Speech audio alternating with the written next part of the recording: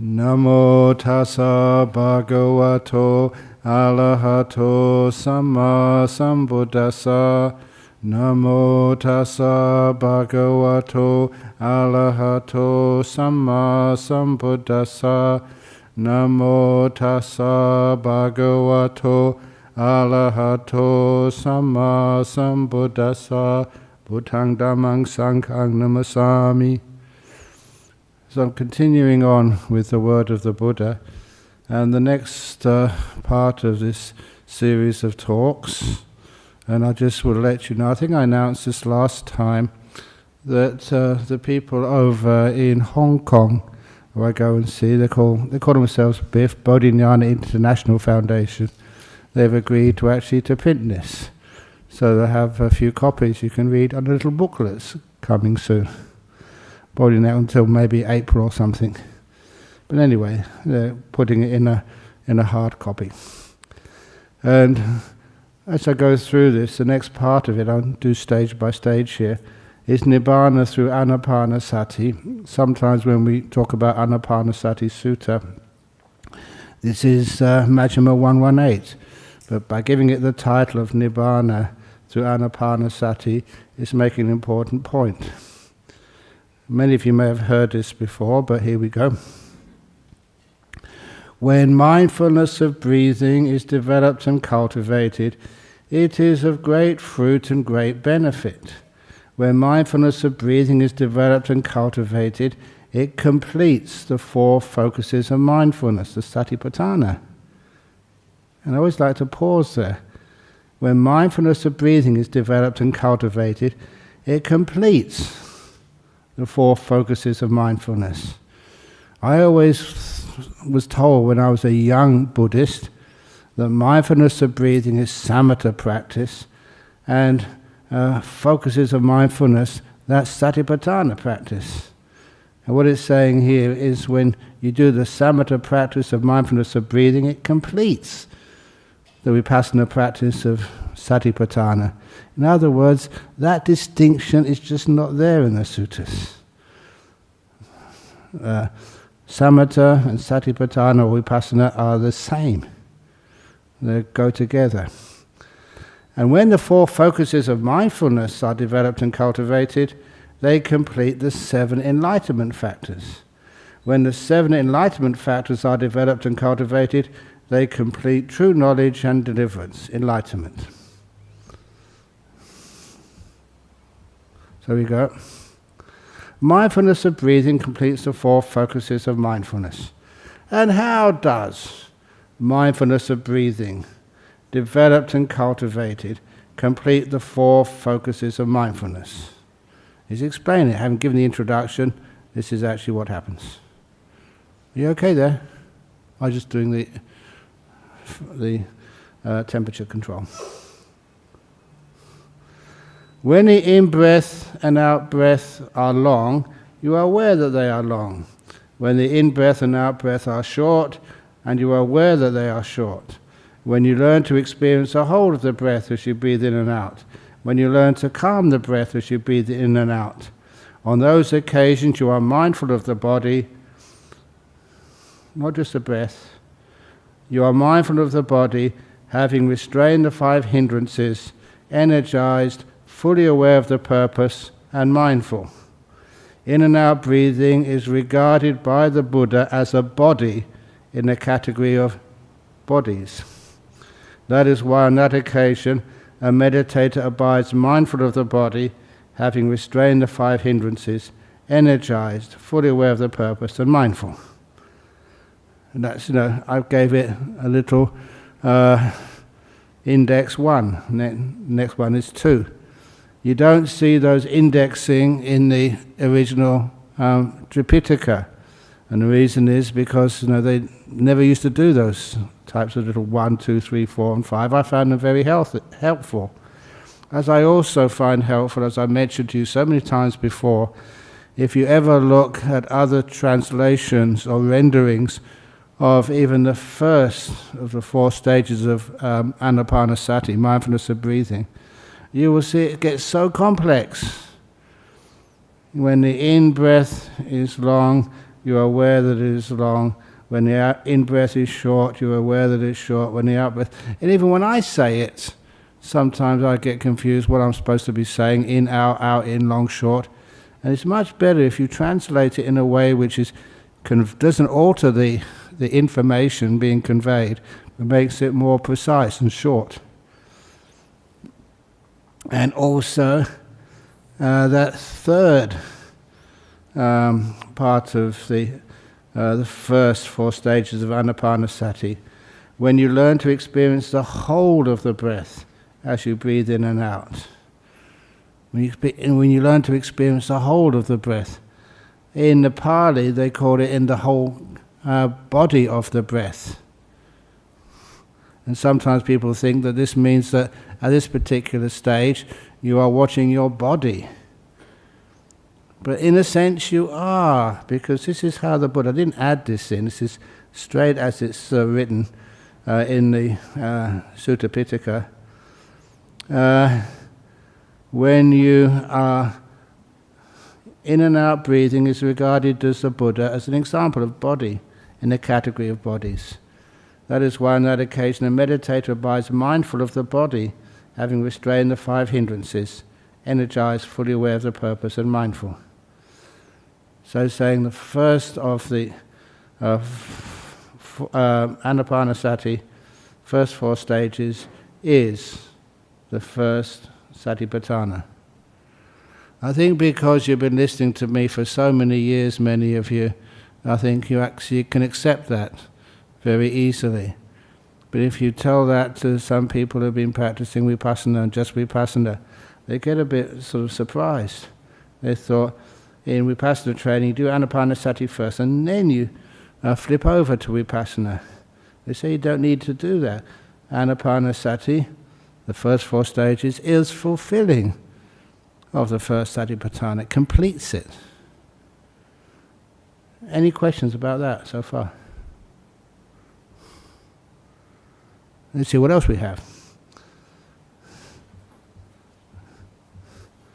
When you learn to experience joy as you breathe in and out, when you learn to experience pleasure as you breathe in and out, when you learn to experience the mental formation of piti sukha as you breathe in and out, when you learn to calm this mental formation of piti sukha as you breathe in and out, on those occasions you are mindful of experience.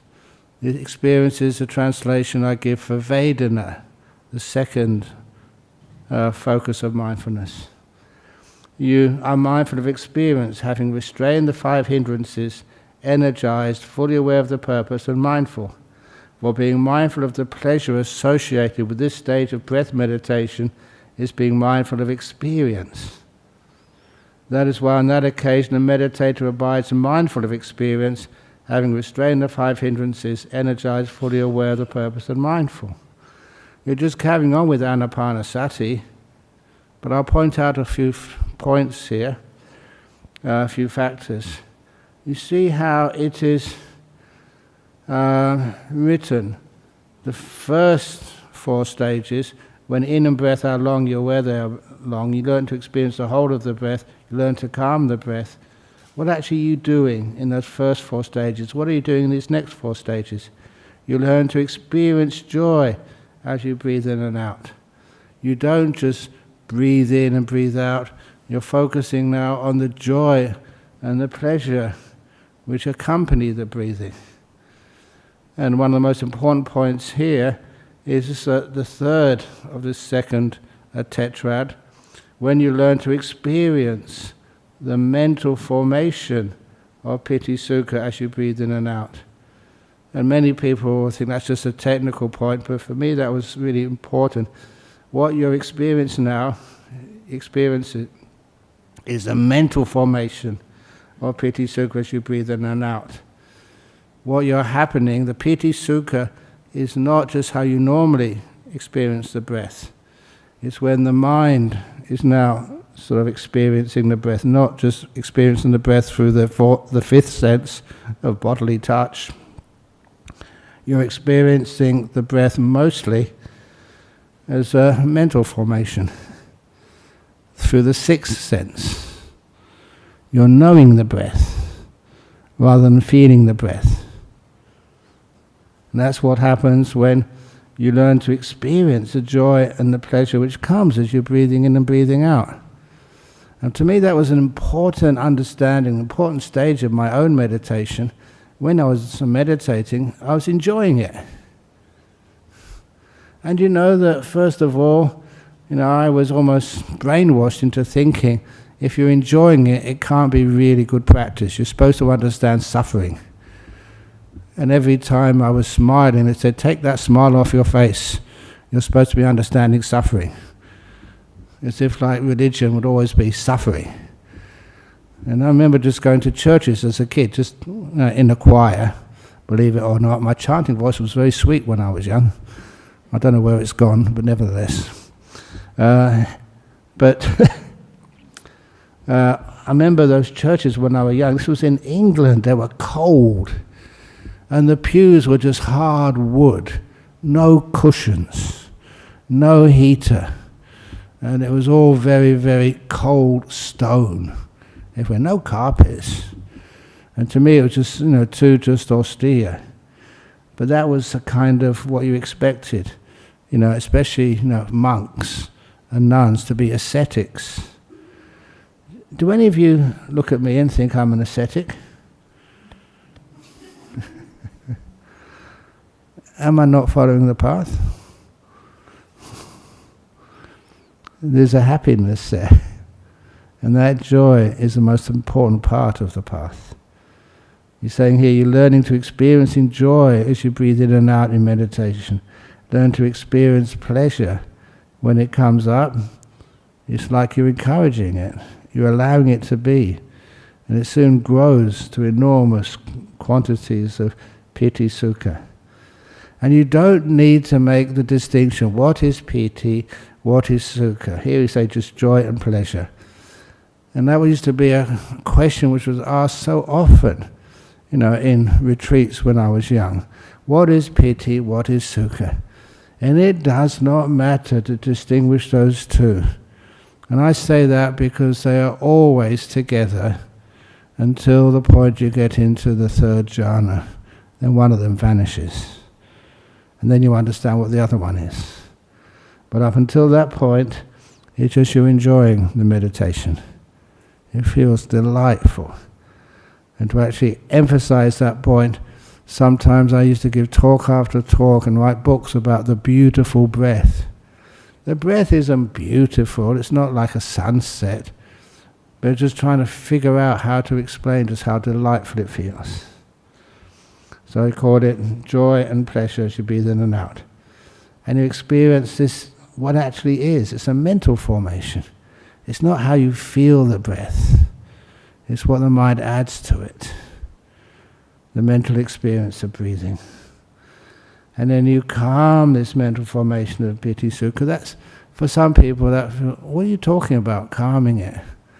It's kind of, you allow it to be powerful but not disturbing.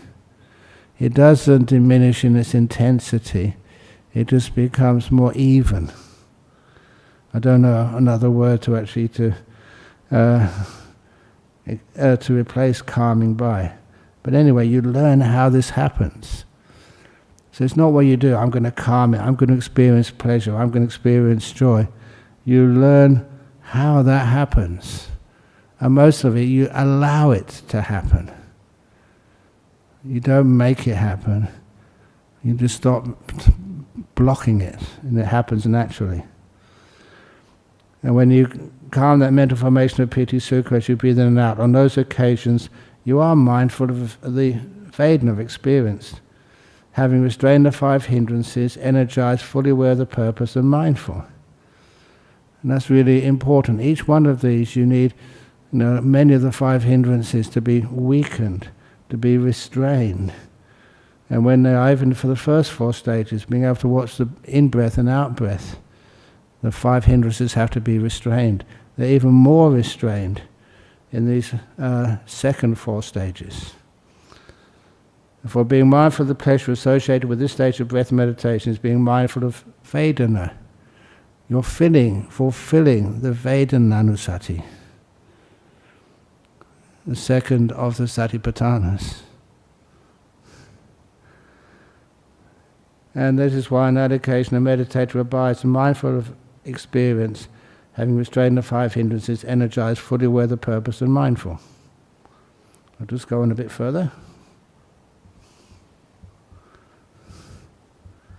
When you learn to experience the citta, and this is something which sometimes I can't understand why anyone says they're practicing the third Satipatthana if you don't have nimittas and jhanas. You don't have the information to be able to do that third Satipatthana. When you learn to experience the citta, and how that actually happens is when you see these beautiful lights in the mind, the nimittas. These are pure mind objects. When you learn to experience these lights, when they come in the mind, they're there, and you can experience them. You learn to brighten the nimitta. We call it like sampasadanang cittang. And sampasadanang, the word pasada means like some confidence, but it also means like you make it beautiful. And that's of course what happens when these lights come up in the mind. You know, sometimes they're just weak lights, but eventually they become incredibly bright, incredibly beautiful. And so you need to give it that energy first of all. As you breathe in and out, you learn how to do that. How do you do that? Just don't be afraid. Just don't be any wanting. Just be patient. And the energies of your mind, natural energies, just build up the joy and the happiness. And then you learn to settle the nimitta.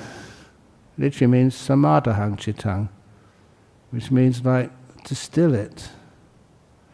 The word samadhi, to settle something, and also stillness, is one of the words we use in the Vinaya.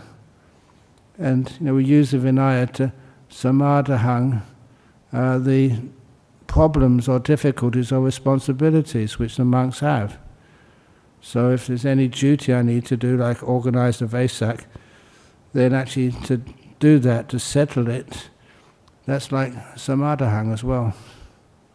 To settle it, bring it to a sense of peace. And that's also why samadhi also means everything gets stilled and settled. And that's where that stillness is a far better description of what happens in meditation and concentration. So you learn how to settle the nimitta, to keep it nice and still as you breathe in and out. And then the last of the 4 of the third tetrad is when you learn to enter the jhana. We call it like liberate the citta, free the citta, free the nimitta. In other words, now the nimitta is even further away than the 5 sense world. As you breathe in and out, on these occasions you are mindful of the citta, having restrained the 5 hindrances, energized, fully aware of the purpose and mindful. I do not say that there is development of mindfulness or breathing for one who is dull, who is not fully aware, and reaching a jhana with the hindrances gone. That is why on that occasion a meditator abides mindful of the mind, having restrained the 5 hindrances, energized, fully aware of the purpose and mindful. So this is like developing the nimittas and then entering the jhana as a third satipatthana. That's how the Buddha described it. So I don't know how other people teach you to practice vipassana, but that third focus of mindfulness, you do need nimittas or jhanas to be able to do that. Otherwise you haven't completed it yet, you haven't got the data to contemplate. And the next 4. When you learn to explore impermanence in breath meditation, when you learn to explore things fading away in breath meditation, when you learn to explore things ceasing in breath meditation, when you learn to explore relinquishing things in breath meditation, on these occasions you are mindful of mind objects, the Dhamma, having restrained the 5 hindrances, energized, fully aware of the purpose and mindful. Having seen with wisdom the impermanence, fading away, cessation and relinquishment of the 5 hindrances, you are mindful with equanimity. That is why, on that occasion, you are mindful of mind objects, having restrained the 5 hindrances, energized, fully aware of the purpose, and mindful. That is how mindfulness of breathing, developed and cultivated, completes the 4 focuses of mindfulness, the 4 satipatthanas. So, one of the first parts, to explore impermanence. Do you know what impermanence is? Anicca. A lot of times people say, yeah, I know what anicca is, impermanence. I've been to the Buddhist societies, gone on retreats for so many times, but we think we know what anicca means. And having been a monk for such a long time, and learning your Pali, now you see that the word anicca comes up in other contexts as well, in what we call like worldly contexts, where you can understand it with much greater accuracy.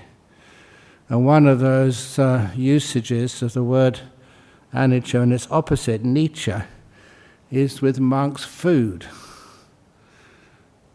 It is something which we call nicca food, nicca butter. And nicca food is things which come regularly. For example, I know on Tuesdays, sometimes over in Bodhinyana Monastery, the Anagarikas called it Thai Tuesday, because in the afternoon, not in the afternoon, at 10:30, a load of Thais come, actually present the food to us. We can also say in the early morning, we have a regular supply of food on Tuesday morning from somebody who's been bringing breakfast to the monks for how many years now? A long time. So much so that, if you don't come, is it Tuesday? Have we got the date wrong? That is called nicca, but regular supply of food. And that's one of the reasons why you get to understand what anicca means. It's not just impermanence. It's something which was regular, always there, is no longer there. Disappearing. And that idea of anicca is much more deep and profound. To give a simple simile, anicca is not looking at, say, a lake on a windy day and seeing the waves, the water rise and fall down again, rise and fall down again. That's an anicca which is superficial. The anicca which we're talking about in deep meditation is when you see the waves go up and go down, the level of the water rise and then fall down again, but then you see the water totally disappear. That's anicca. Something which has always been there and now is gone. An irregular supply of food. Something which, you don't realize, how can it go? But it has gone. That powerful anicca, that is what gives you a new data, challenges you, and actually makes you see the Dhamma much more deeply. I don't know if that's ever happened to you in meditation. I hope it has. You're meditating, you're sitting down there, and then you can't feel your body. You look for it. You're perfectly aware, but you can't feel your hands, your back, your bottom, nothing. It's disappeared. It's anicca. Anicca, making an English word out of a Pali word. It's like, on a few occasions, I don't know if you had these experiences, I was fortunate when I was young, I never took drugs, and that was a personal reason. When all my friends started taking them, my father was very sick. One of my friends, he was taking some marijuana and got caught, and he said his life was a mess at home. I remember him telling me that on a bus, going home from school. And I said, I can't do that, because my father was very close to death at the time. He died when I was 16. And I thought at the time, if I took any drugs, and if I got caught, if my father found out, it wouldn't be upset him, it would literally kill him. And it probably would have done. So that kept me off any drugs. until such a time when I became a Buddhist and was told by the meditation teacher, don't do any drugs. And I had enough confidence, I followed that advice. So I was very fortunate. But what that meant was that when interesting things happened in meditation, like things disappeared, I was ready for that. And I think you all know one of those stories. On a Zen meditation retreat in the north of England, still a lay person, and I had done a lot of meditation, usually breath meditation, and now I was told by the teacher there not to watch your breath, but to stare at a wall in an old barn, whitewashed wall with your eyes open. Just remain still. That was all the instructions I was given. And I thought, okay, let's give it a try. I was courageous enough, I must have been about 19 at the time, or 20, courageous enough to give anything a try, see what happens. That's always been part of my nature. And so you were looking at that wall, eyes open, not moving, and then I wasn't thinking. That was the most important part of this. I was just watching, being in the moment. And then what happened? The wall vanished. It's one of the weirdest things you could imagine. You were sitting there, perfectly alert, watching a wall, and then it wasn't there anymore. My eyes were still open. That was an example of anicca. Something which was there is now gone. And there's no reason why it should be gone. It just vanished. And of course, I mention this a lot, soon you understand why. It's perfectly natural, if you can be still enough, that your brain is only wired to notice things which change. And all of your senses, the sound of the aircon, after a while you can't hear it. The temperature of the room, it may be cold when you first come in here or hot afterwards, but if you don't pay attention to it, it's not that important. The brain turns off. You can't feel it anymore. So much of your senses is only preoccupied with things which change, which disappear, come and go. If they stay the same, they vanish in a much deeper way. The whole of the sense of sight had been turned off for me. It came back again afterwards. It was really cool, when you could see a wall and then nothing. So that's anicca is far deeper. And of course I can't resist. No, this is not the word of the Buddha. This is the example of Ajahn Brahm about the simile of the tadpole and the frog. Hopefully, how many of you have never heard of the simile of the tadpole and the frog? Only 2 of you. Many of you have heard this ad infinitum, because it's a very nice simile. A tadpole lived in the water, grew up in the water, can never know what water is. No more than a fish can. But the difference between a fish and a tadpole is one day the tadpole becomes a frog. And once it becomes a frog, it doesn't know what it's doing because it's been living in the water all its life. But one day it jumps out of the water. And that must be kind of traumatic for that frog.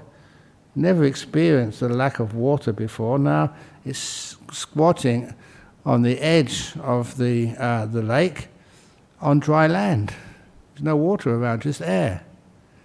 And only now can that frog understand what water was, once it's disappeared and vanished.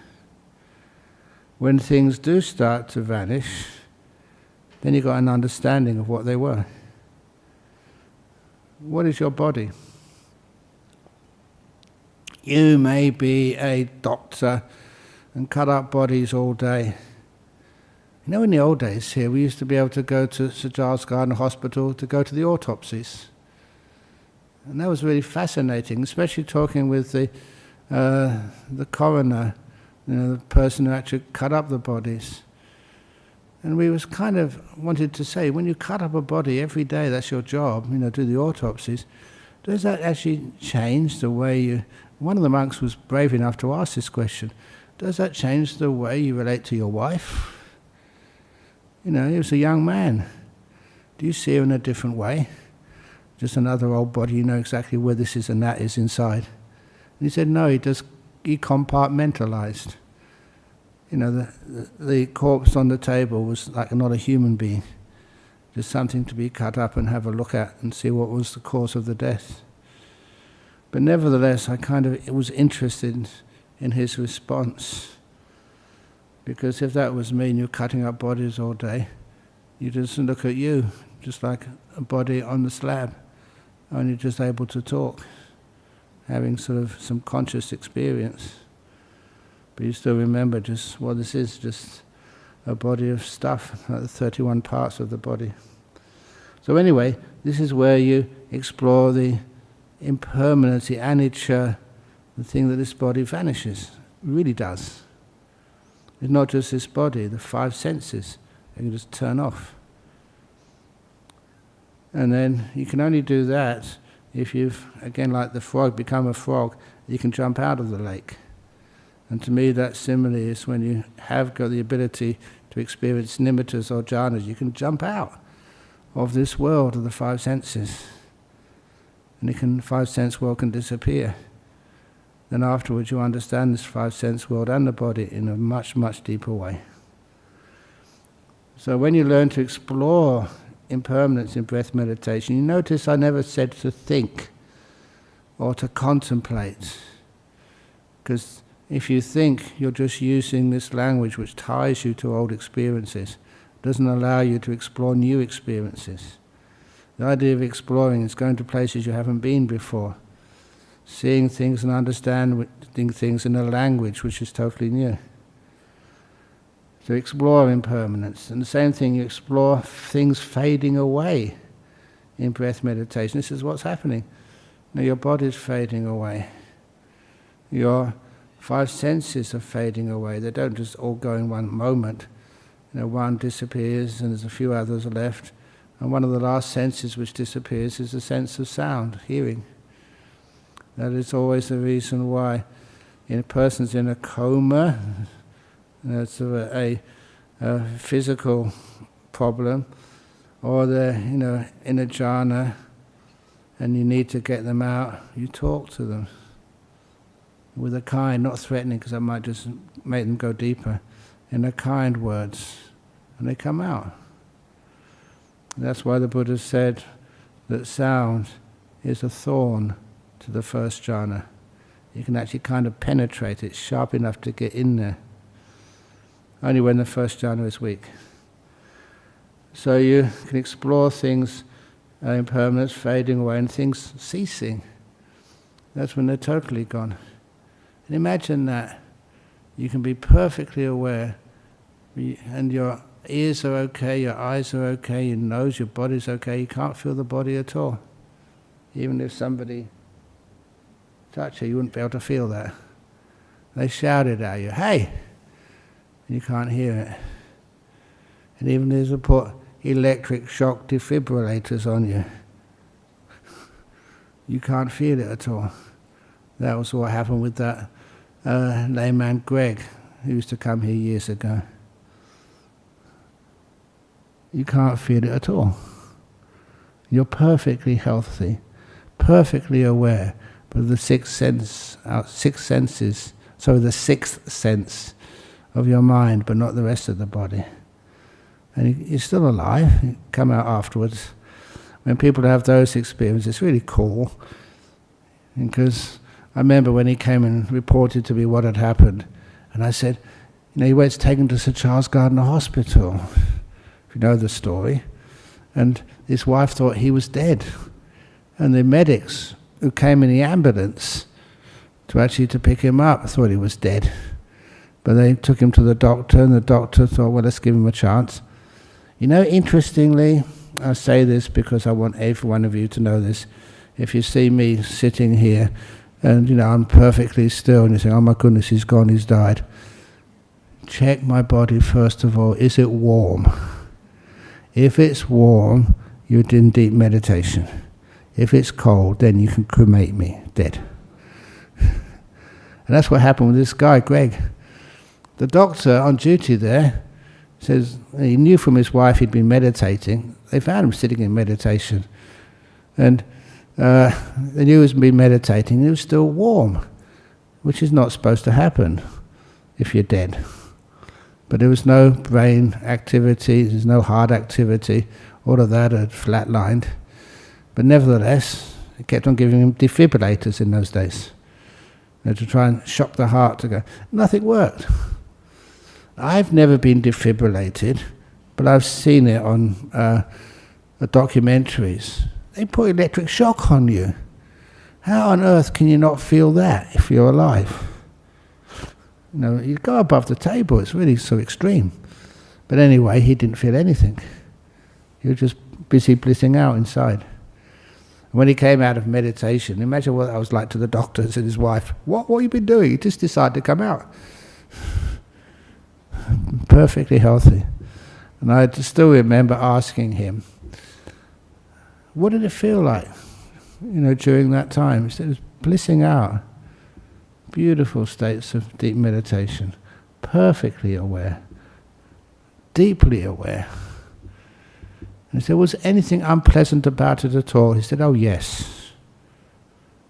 The scolding he got from his wife on the way home. His wife really let him have it. Don't you ever do that again. I don't think he listened to his wife, by the way, because he did it again. But at least you know now he wasn't dead. He was just going deeply inside. So that's things fading away and things ceasing. And then you can learn from those the importance of relinquishing things. Especially when it gets to the time close to your death. I said this when I gave a talk over in Singapore recently. We're talking about dying and how Buddhists can learn and become experts in dying. When you get into these deep meditations, it's like a class on how to die. Dying 101. Because you understand you can relinquish things. You don't have to be afraid. And it can be very, very, very beautiful. You're getting close to non-attaching to your five senses in the five-sense world. What would happen if you totally give up attachment to the five-sense world? Who knows? You're a non-returner at least. The third stage of enlightenment, or maybe you go a bit further and go to the fourth. This is what's supposed to happen. You're becoming enlightened. So anyway, that is how mindfulness of breathing, developed and cultivated, completes the four focuses of mindfulness. Any questions? Any comments? Any complaints? Okay, Eddie, I am going to restrict you to 2 questions today. So this is your no, okay. Choose wisely. Yeah, 2. I think the first one, Ajahn Brahm, you're talking about doing meditation to calm us down, okay? Yeah. And, no, I'm doing more than that. This is about meditation to practice the four satipatthanas. Yeah. Then you're talking about you show us the ways in it. Yes. Yeah. So this guideline, these are guidelines, okay, more towards those new and learning. Once, if you are more advanced, you don't have to go through it. You can sit still and be. It's one over here is about as advanced as you can get. Yeah. Talk about what leads to enlightenment. Mm-hmm. So you can't get more advanced than that.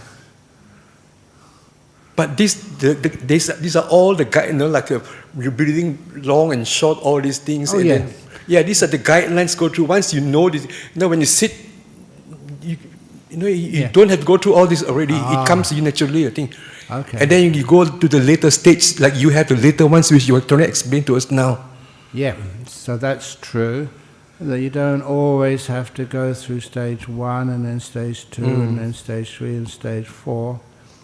That sometimes when you start meditating, sometimes you just, when you're on a retreat, sometimes you wake up in the morning and the nimittas are right there. Beautiful lights. The mind is so strong, the sixth sense has been so empowered, it dominates the other 5 senses. Sometimes you go for your breakfast and you're taking whatever you're eating, it's like you have to put it through a nimitta to put it into your mouth, a big nimitta in front of you. Even just, you're walking, eyes are fully open, but that sixth sense is so strong, the nimitta is superimposed upon everything else. It's lovely if you experience some of those things, because they're weird, but they're fine. You're very happy, having a great time. You don't feel scared. You feel just, this is very beautiful and very enjoyable and very safe.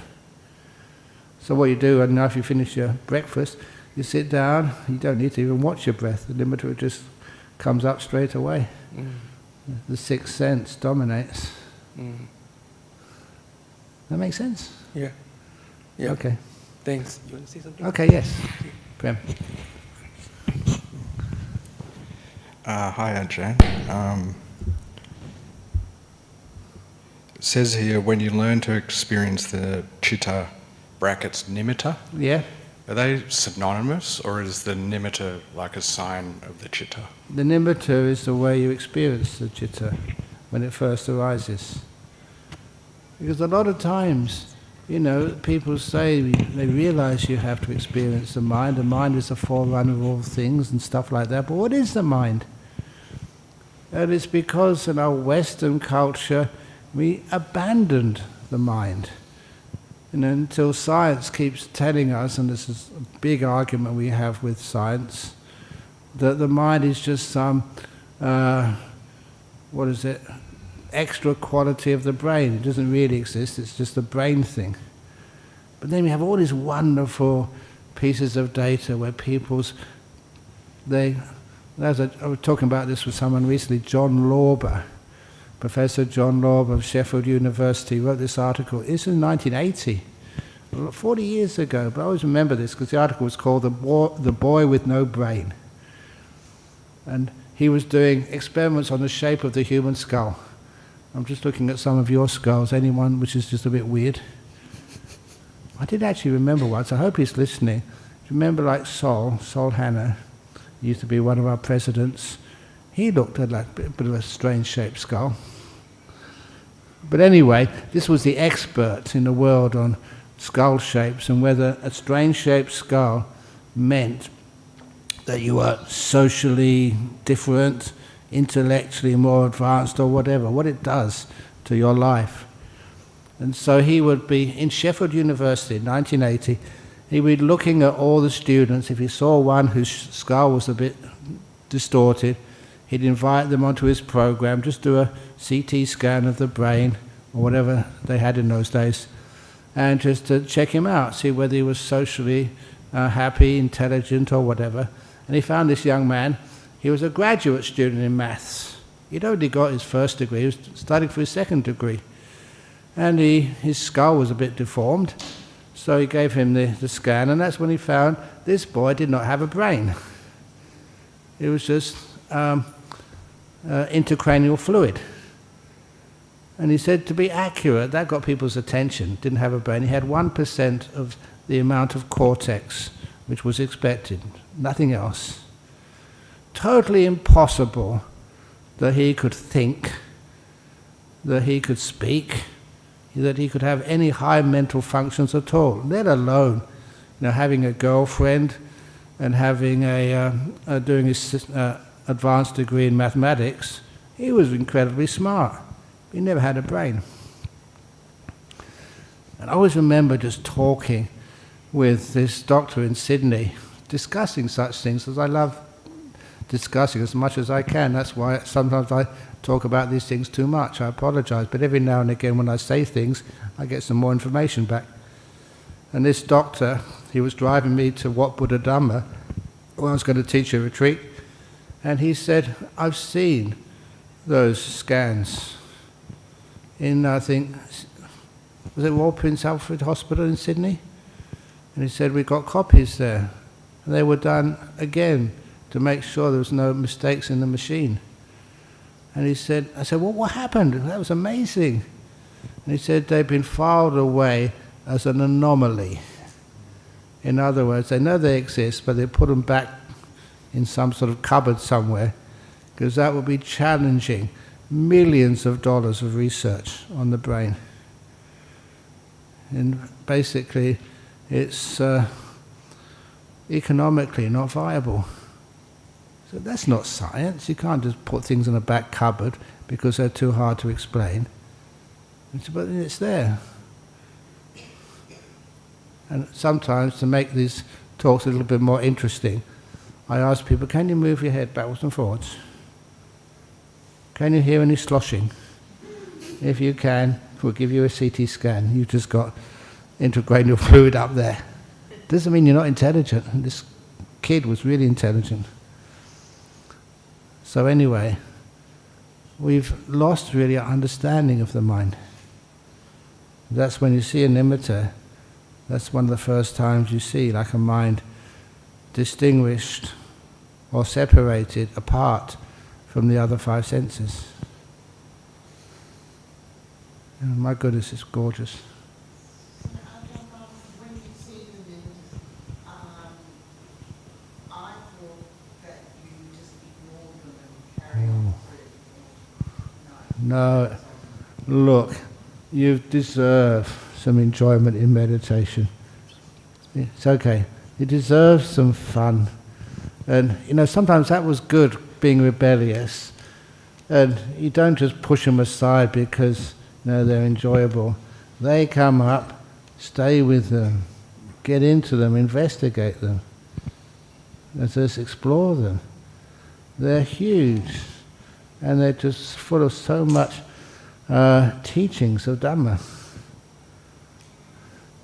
I don't know, people who say ignore them. I sometimes, please, are you Buddhist? Are you meditating? You know what you're talking about? The best thing is to get into them. Okay, so the nimittas are full of information. Oh yeah. You're finding out what your mind is. What a mind is. And that's incredibly powerful. Look, this simile comes up simply because weird stuff comes up with in meditation in life. When a person dies, when you sort of really die and your brain shuts off, what do you see? You see the light. What is that light? That's a blooming nimitta, that's your mind. And if your mind has been reasonably good and attractive, you get pulled into there. And that was that lady, what was her name again, the Hong Kong lady, she was Indian, but she was in Hong Kong, Murajani, who wrote all these books. And the reason I keep mentioning her, because her GP at the time in Hong Kong moved to Australia, and he's now my GP. That's Brian Walker, who's got his practice down in Serpentine, West Australia. I don't know why he chose that place to come. I'm very glad he did. Maybe. But anyhow, what happened to her? She went into that light, incredible bliss, she called it incredible love. She was a Christian, she interpreted it as being one with God. That's a pretty amazing thing to experience. When she came out afterwards, now after beautiful experiences, deep samatha, blissing out, you get insight. Her insight was the cause of her cancer. Not just a theory, but understanding it deeply, because she was trying too hard to please other people all the time. That stress. And that's what she came back with. And that cured her cancer. And these amazing insights which basically saved her life. And so when you get into these nimittas, these incredible experiences, you're accessing your mind. Now I've told you about the Anita Murajani case. Why did she experience that? As far as I'm concerned, that was a real nimitta. That was her mind. But she experiences that because she was a Catholic, as almost like a union with God. Why? Number one, because the experience is the most intense bliss, peace you've ever had in your life. And that experience is indistinguishable from your experience like pure love. I mean, really pure, intense. And basically, your sense of self is not there. You can't do anything. It's a selfless. And if you've been brought up in a Christian, atheist tradition, you would experience that. As you're not there, incredible bliss and power, great wisdom and insight. What the heck would that be? You would say it was like a union with God. And I think that many times, Christians who get into those states, they come back and that's what they say. As Buddhists, we know there's a little bit more to come yet. But, and that's one of the other things, you can't get rid of my sense of humour, if it is a sense of humour. Sometimes it's really just hard as a Buddhist. Because, if you've got a few jhanas under your belt and you were a Christian, they would name hospitals after you and schools. There'd be St. Brahm's school, for I don't know what. St. Chagas. That sounds better than St. Brahm's, but St. Chagas. And that's how highly they're regarded. And some of you as well. Some lay people get jhanas. They'd St. L's Academy for gifted children or whatever, I'm not sure what. But that's how much they're elevated, in some religions. But nevertheless, that's what happened. These are nimittas. And when they get the fully developed one, the powerful one, they give you so much bliss. And my goodness, why not? And it's not just for the time you experience it. Afterwards, the 5 hindrances are gone for a long time. And you're just basically treading on air for the next 2 or 3 days, if not longer. Yeah, go on. Ajahn, you mentioned that the hearing is the last of the senses to go away in a jhana situation. Yeah. So does it mean that hearing is the most impacting thing in your senses, and which probably means if so, the slightest of the noise can disturb you getting into stillness? Yeah, I think more than any other? My theory on that, it's not explained by the Buddha, my theory on that is that the sense of sound is your last defense against danger. You hear the tiger in the jungle because you can't see it, you can't smell it. If you feel it, it's a bit too late. So usually the human being has, over many generations of developing the human body, is actually made sure that the hearing is your last piece of defense. Fire alarms, burglar alarms that usually sound. You wake up in the morning because of an alarm, ding, ding, ding, ding, ding.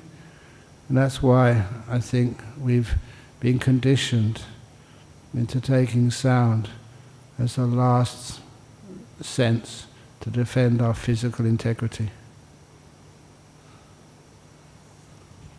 Okay, so it's nothing to do with getting into stillness with some Nothing getting sound. into stillness, no. Because a lot of times you can just keep that sound away. And if you're starting getting into stillness, and I've told you that story about doing walking meditation and getting to so stillness, I didn't realize how still I was just doing walking meditation until I heard this sound from a long way away. Brahma Wang So. Brahma Wang So. It was like you're hearing it sort of a mile away or something. And I was walking in this hall in Bangkok. And I thought, this was interesting, where's this coming from? And there was another monk shouting in my ear hole. His mouth was here, right next to my ear hole. But that's how it perceived it. It's my sense of sound had almost turned off. But it was still a tiny bit left, enough to hear him. And then, of course, I realized it was my mistake. I was supposed to go to a ceremony, and I'd forgotten. But he was wise enough. He knew what meditation was, and I was just really zonked out in my own little world. Your own little world. You can't hear the sounds outside. They feel like a long distance away. So that's sometimes what happens. Yes?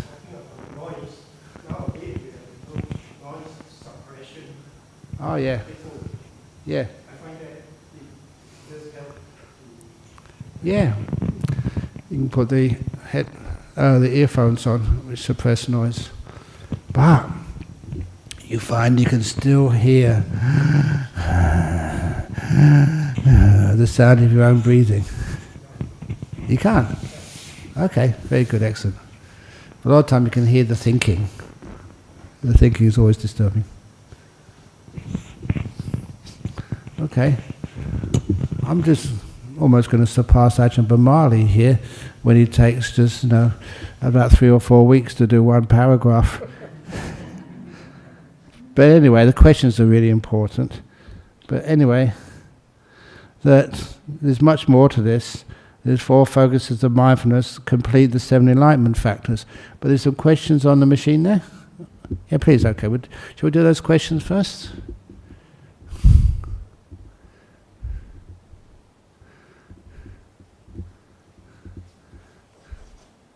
Just, can I ask you guys a question?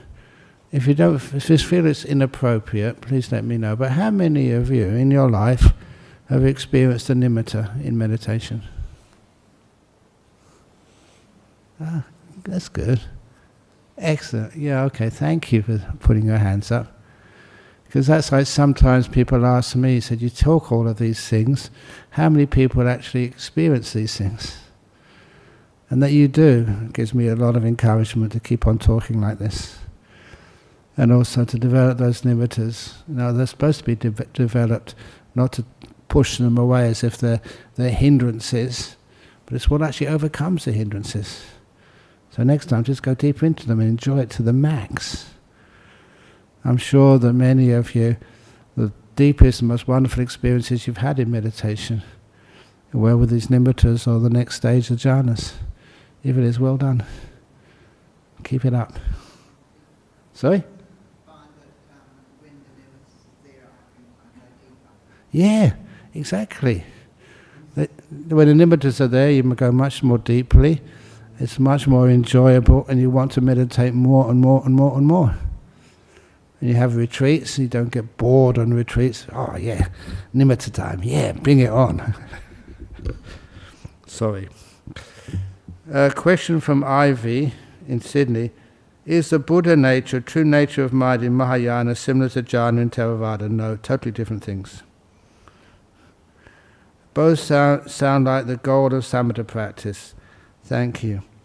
Jhanas are one of the stages to the goal of samatha practice. What is the goal of samatha practice? Nibbana, enlightenment. So jhanas is just part of the way. That's what we call the 8 factors of the Noble Eightfold Path. It's a path. And then I don't know, I remember me saying the story, when I started looking through the Anguttara Nikaya, they have the 1s this, the 2s of that, the 3s of that. When I started reading that for myself in Pali, I thought it was more accurate. I got to the 8s, and I thought, okay, the Eightfold Path will be in here somewhere. And I read through all of the 8s, the 8 things in Buddhism, and you couldn't find the Eightfold Path there. It's not in there. And I thought, this is weird. And I kept on reading, and it's in the 10s. The reason the 10s because not only have the path, but the result of the path. And if we practice the path, this is where it leads to, the consequence. And there's enlightenment, and also the knowledge of enlightenment, which I also like, those 2 factors. And the 10th one, it's not just you're enlightened, but you know you're enlightened. The idea of people being enlightened and not knowing is total gomayang. You all know what gomayang means, don't you? What does gomayang mean? People tell me off for saying it, so I'm going to get you into trouble instead. If you don't know what it is, you can ask me afterwards. I'll ask the person sitting next to you. Anyone's smiling, they know the meaning of gomayang. Very good. BS, with the full word. So, Buddha nature, true nature of mind in Mahayana, similar to jhana and Theravada, no. The next one from Yongji An. What is the meaning of fulfilling the Satipatthana? That's coming next. When you fulfill the Satipatthana, you complete the 7 enlightenment factors. When you complete the 7 enlightenment factors, you're enlightened. This is what happens. When you do the Anapanasati properly, you fulfill the 7 Satipatthana properly, then you fulfill the 7 enlightenment factors, you're enlightened. That's what the meaning is, fulfilling it, taking it to its natural ending. Question 3. While having a peaceful meditation, I had imagery vision. It was very vivid and feeling that I was doing something wrong in this past life memory. That is like what we call like complicated nimittas, and you've added to it some negativity. So what to do if you have any what we call complicated nimittas, scenery, instead of just one beautiful, bright, incredible, blissful light? If you get the real nimittas, they should be simple, in other words, not complicated, not sort of a vision like I'm just seeing the trees and the leaves outside, but a simple. That's why most of the time it's just like a simple light, like a moon or a sun, or something which is simple. But the other thing about it is that the light which you see, please don't imagine this, and it's either real or it's not, is nothing like the lights which you see in the real world. Any yellow or blue is more yellow, more blue, more pure. That is why one of the nimittas which I remember seeing, I told all the monks about this, it was not a great, well, it's actually how I reacted was not that good. I saw nice one range retreat, nice beautiful meditation, getting very still, very peaceful. Things started to disappear, and this beautiful yellow figure.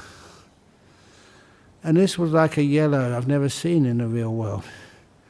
But then I noticed its shape.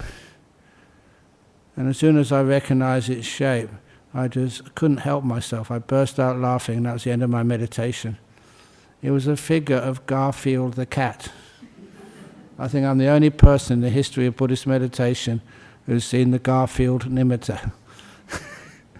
I've been looking at too many cartoons in the newspaper of Garfield. It was him, little black lines, but the yellow was just so incredibly gorgeous. And I said, that's a nimitta, but it's a bit too complicated. I've ruined it. But if that ever came up again, instead of laughing, this is too important to waste laughter on, you go to just a part of it. That's a way to actually develop like a nimitta. You have an imagery vision that's very vivid, and had the feeling I was doing something wrong. Please don't ever think there's anything wrong with that. I think that's being conditioned by some teachers who don't know what they're talking about. The Buddha talked about developing nimittas. It's good. It's mentioned here. You're supposed to do this. The 3rd Satipatthana. So if you do see a image vision which is complicated, many shapes, that what to do is you focus on the most beautiful part of it. And again, this is similar to this. I actually saw him in Singapore recently, and he was one of my attendants when I was teaching a retreat in Malaysia a long time ago, and I mentioned these nimittas and what they're like, and he made an emergency interview with me. He said he saw this nimitta, but it was like a cloth. Parts of it were nice, but other parts of it were like a dirty old cloth which should have been gone to the laundry a long time ago, all stained and grubby. And then straight away I told him, I said, how have you been keeping your precepts? He said, yeah, exactly, Ajahn Brahm, I understand. I'm sorry. In other words, his virtue was lacking. And that is how it appeared. You can't lie about this. You see it right in front of you, this nimitta. It's grubby. And so he got very disappointed with himself. Does it mean I have to sort of give up all these things, these little vices? I said, it's best if you did, but nevertheless, I know the loopholes. And I said, instead, when you see a dirty old nimitta, grubby, stained, how come many of you are so interested in this? And he said, is that relevant to you? And I said, if you see a dirty old nimitta, you focus on the most beautiful part of it. There's always a more beautiful part of it, more clean part of it, and you zoom in on that. And then you zoom in on the most beautiful part of the most beautiful part. And then you zoom in on the most beautiful part of the most beautiful part of the most beautiful part. And just all that grubby stuff just falls off the screen. You get amazing nimittas that way. And that's actually how it works. So even if you do have, it was vivid, the feeling you're doing something wrong, focus on another part of that nimitta where you feel this is beautiful and you can't resist its gorgeousness. You may be doing something wrong when you watch a sunset, but it doesn't mean you can't watch a sunset.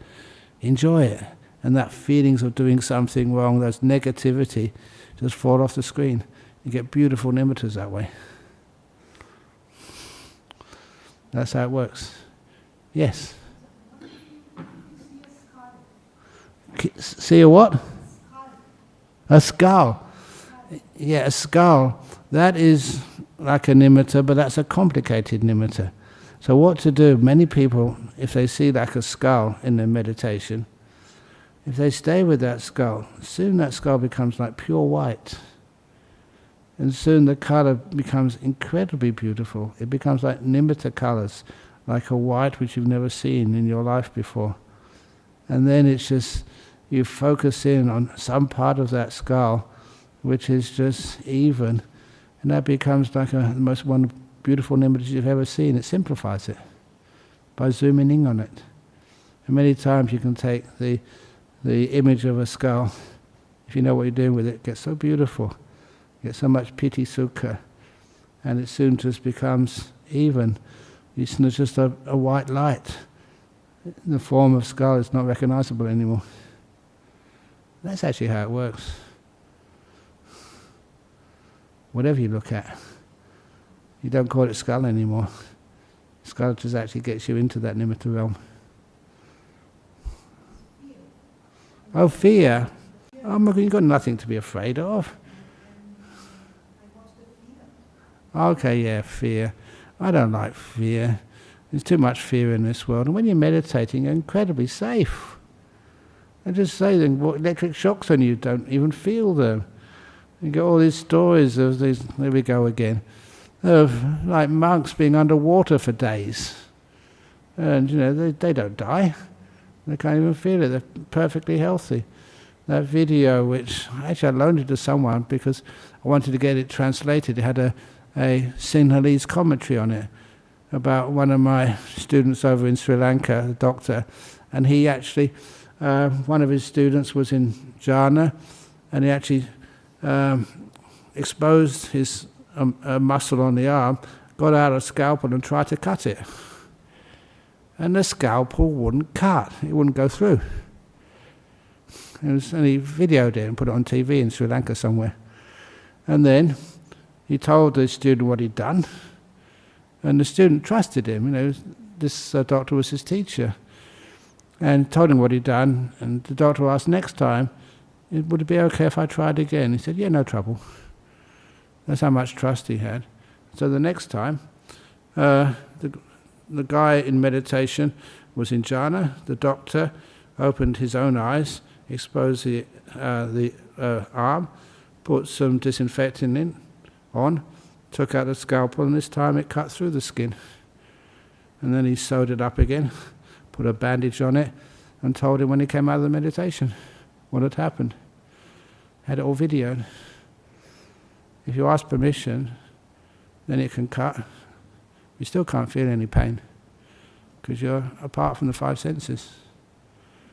But I thought that was an amazing little experiment because it showed that even a doctor with a sharp scalpel couldn't make any cut in your skin when you're in the jhana. You're incredibly safe. So that's why, please don't have fear. Instead, just really get into it. Be fearless, and you've got a good right to be fearless. That's why I talk a lot about this, to make sure that if anything ever like this happens to you, please don't waste these wonderful experiences out of fear.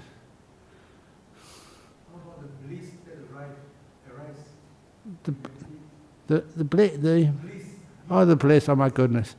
Don't you guys want to bliss out? Why not?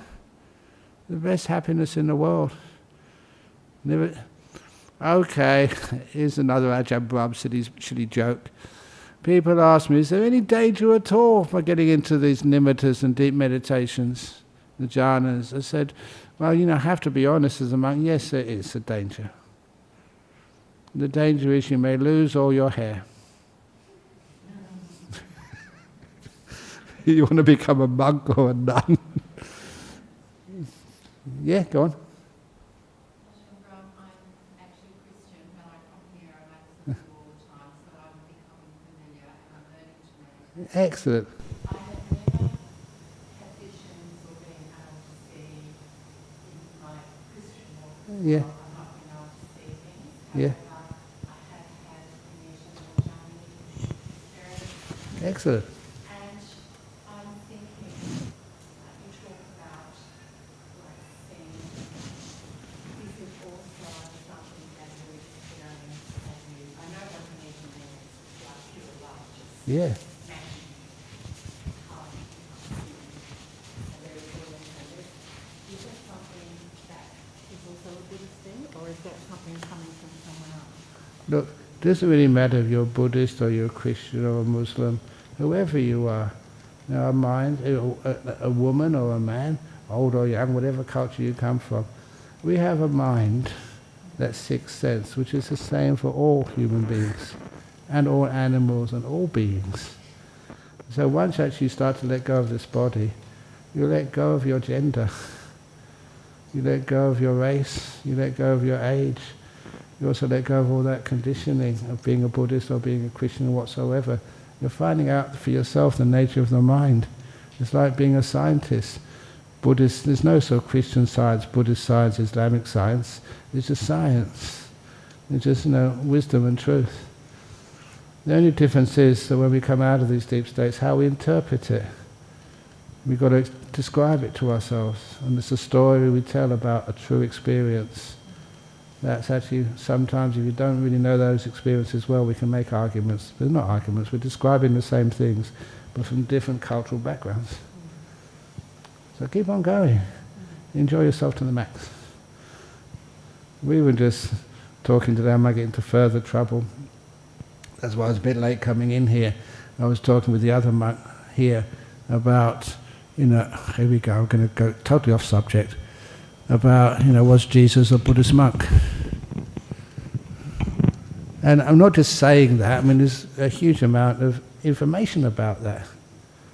And this Venerable Savato got really excited because I was telling him that the way that we had goods coming from India into Europe, was from the port city of Sopara, that's in the north of Mumbai, and it went past, Aden used to be called Asiatica Felicitius or something, and from there, Philadelphus Ptolemy, about 3 centuries before BC, or 2 centuries before BC, he built a port, and it was, I forget the name now, it's a very complicated name, Benecicia Troglodyte or something. And anyway, it was this was in Lower Egypt on the Red Sea, on the west side of the Red Sea, and that would be the port city which would receive all of the goods from India, and from there it would go over to the Nile, and up the Nile to Alexandria. And I know that reading some reports, I was really interested in that years ago, reading reports, there were, in that port city, there were some gravestones with Buddhang Saranang Gacchami, Dhammang Saranang Gacchami, Sanghang Saranang Gacchami inscribed on them. But that's one thing. But he was looking into this just before I came in here, and a couple of years ago, they uncovered a big Buddha statue there in that port city. And they excavated and found one, a very beautiful one. If you want to find out more, tomorrow ask Venerable Sarato, can you have a picture of that, please? And the Buddhists were there in that time. And that would be the way that that you would go over, to India, and from there, from the Soparika up to the center of Buddhism in India at that time was in Kashmir and Kanishka. That was the dominant religion at that time. Buddhism wasn't always dominant in India, but that time it was at its peak of power.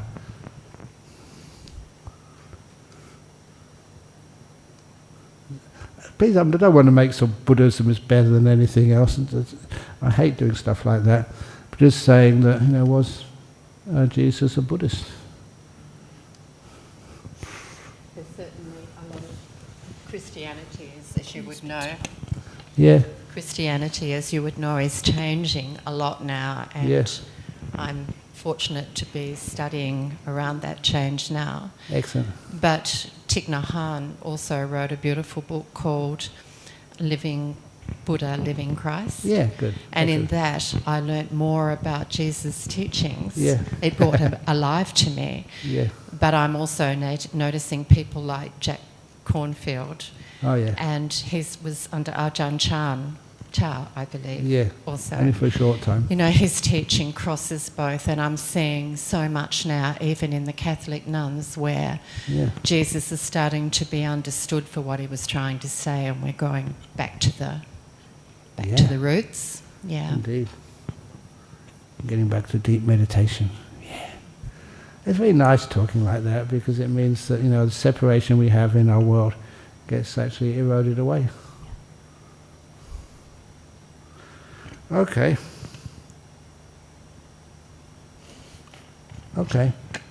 So anyway, hopefully I did that question from UK. Peaceful meditation, had image vision, it was very vivid. Feeling I was doing something wrong. Is this a past life memory? Nothing, it's mostly present life conditioning. Because you're having something interesting, something beautiful, there must be something wrong. Isn't that kind of disgusting? That really worries me. Why, when you're enjoying yourself, does it have to be wrong? A lot of the time, it's the most right thing you've ever done in your life. Why are we afraid of pleasure? I mean, the pleasure which has nothing to do with the five senses, with inspiration, with joy. So anyway, I think I'm catching up with Ajahn Brahm. I just did one section there, so I don't have to worry about what I'm going to do next time. So thank you all for listening, and I'm now going to bow 3 times to Buddha, Dhamma, Sangha.